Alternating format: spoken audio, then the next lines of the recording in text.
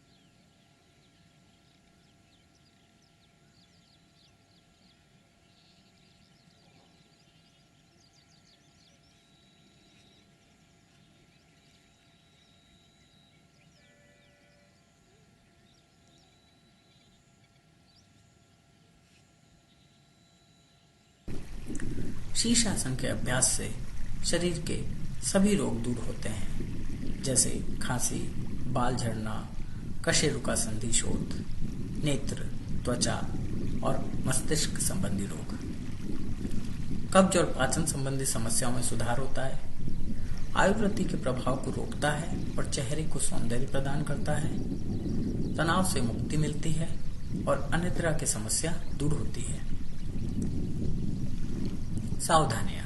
हृदय और उच्च रक्तचाप की समस्याओं से पीड़ित लोगों को नहीं करना चाहिए। योग या दवा के माध्यम से इन बीमारियों के ठीक हो जाने के बाद वे इसका अभ्यास कर सकते हैं। अभ्यास से पहले चिकित्सक की सलाह लें और योग शिक्षक की देखरेख में ही अभ्यास करें।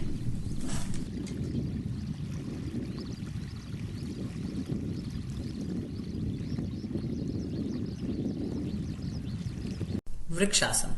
दोनों हाथों के बीच में कंधों की चौड़ाई जितनी दूरी रखते हुए हथेलियों के बल पर शरीर को संतुलित करें। एक आरामदायक अवधि के लिए सामान्य रूप से श्वास लेते हुए इस स्थिति को बनाए रखें। वृक्षासन के अभ्यास से हाथों को मजबूती मिलती है और सिर के क्षेत्र में रक्त परिसंचरण सुधरता है। साइनस और सर्दी के उपचार में सहायक। आंख, सिर, नाक, कान और मुंह की क्रिया में सुधार होता है।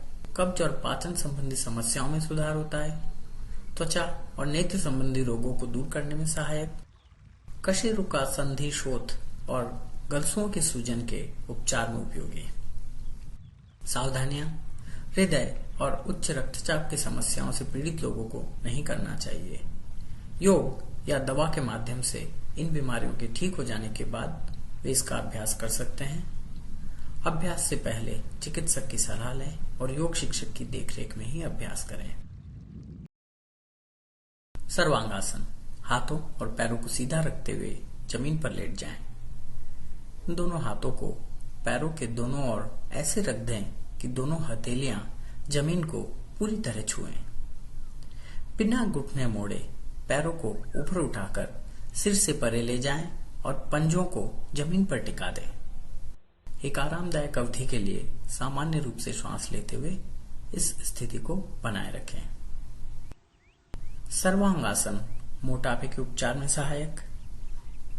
गर्दन, पैरों, घुटनों, कंधों और कमर को मजबूती प्रदान करता है, रक्त परिसंचरण सुधरता है और त्वचा संबंधी रोगों के उपचार में उपयोगी, पसीने की दुर्गंध को दूर करता है, अम्लपित्त, पाचन, मधुमेह, अनिद्रा, बवासीर, कशेरुका संधि शोथ, गलसुओं की सूजन और दृष्टि संबंधी समस्याओं के निवारण और उपचार में सहायक।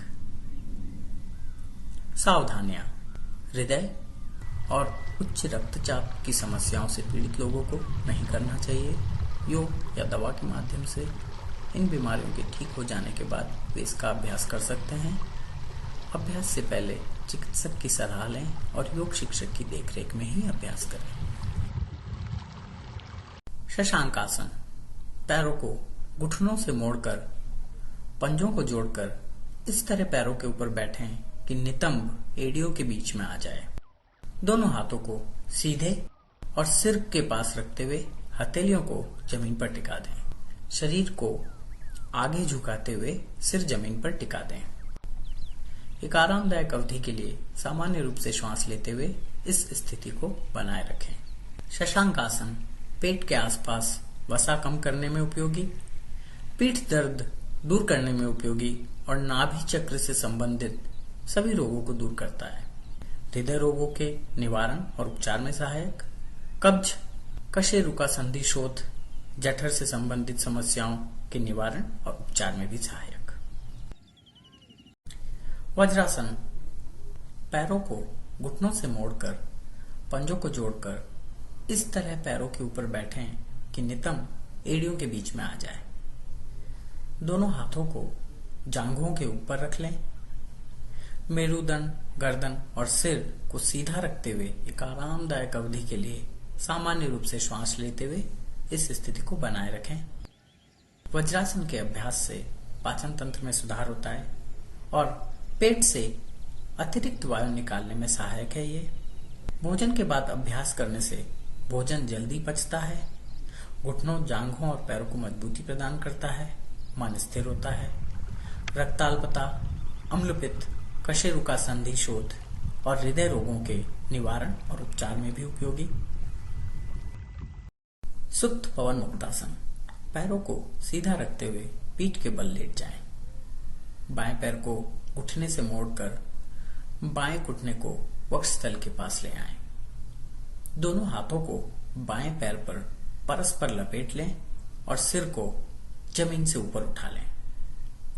एक आरामदायक अवधि के लिए सामान्य रूप से श्वास लेते हुए इस स्थिति को बनाए रखें।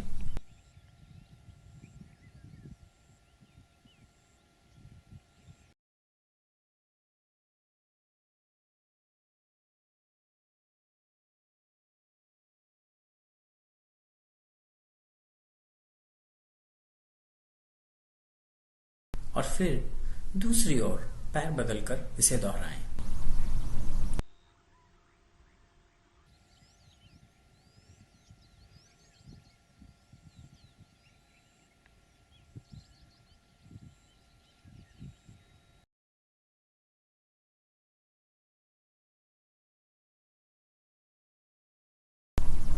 सुप्त पवन मुक्तासन का अभ्यास एक और विधि से किया जा सकता है। पैरों को सीधा रखते हुए जमीन के बल लेट जाएं। दोनों पैरों को मोड़कर घुटनों को सीने के पास ले आएं और दोनों हाथों को पैरों के ऊपर परस्पर लपेट लें। एक आरामदायक अवधि के लिए सामान्य रूप से श्वास लेते हुए इस स्थिति को बनाए रखें। सुप्त पवन मुक्तासन पैरों में रक्त परिसंचरण सुधारता है, जोड़ों के दर्द के उपचार में सहायक होता है, अम्लपित्त, उच्च रक्तचाप, कशेरुका संधि शोथ, मधुमेह और जठर संबंधी समस्याओं के निवारण और उपचार में सहायक, पैरों और कमर को मजबूती प्रदान करता है, पाचन तंत्र में सुधार होता है, पीठ दर्द दूर करने में उपयोगी। अनुलोम विलोम प्राणायाम। पद्मासन या सुखासन में बैठ जाएं। बाईं नासिका बंद करके दाईं नासिका से श्वास अंदर लें, फिर दाईं नासिका बंद करके बाईं नासिका से श्वास छोड़ दें। फिर दाईं नासिका को बंद रखते हुए बाईं नासिका से श्वास अंदर लें और बाईं नासिका बंद करके दाईं नासिका से छोड़ दें। एक आरामदायक अवधि के लिए इस प्रक्रिया को दोहराएं।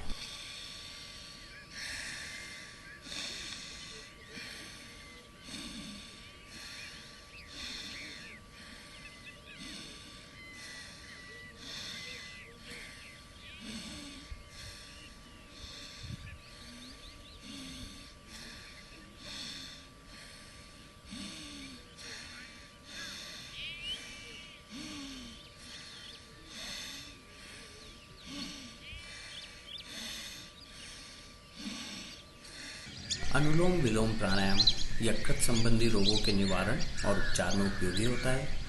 नाड़ियां शुद्ध होती है, श्वसन प्रणाली साफ होती है और तनाव से मुक्ति मिलती है। गठिया, ब्रोंकाइटिस, कब्ज, मधुमेह, अवसाद और मूत्र विकार के निवारण और उपचार में भी सहायक। उपयोगी युक्तियां: सुबह खाली पेट 3 से 4 अखरोट का सेवन करें। दिन में 2 बार तारपीन के तेल से मालिश करें।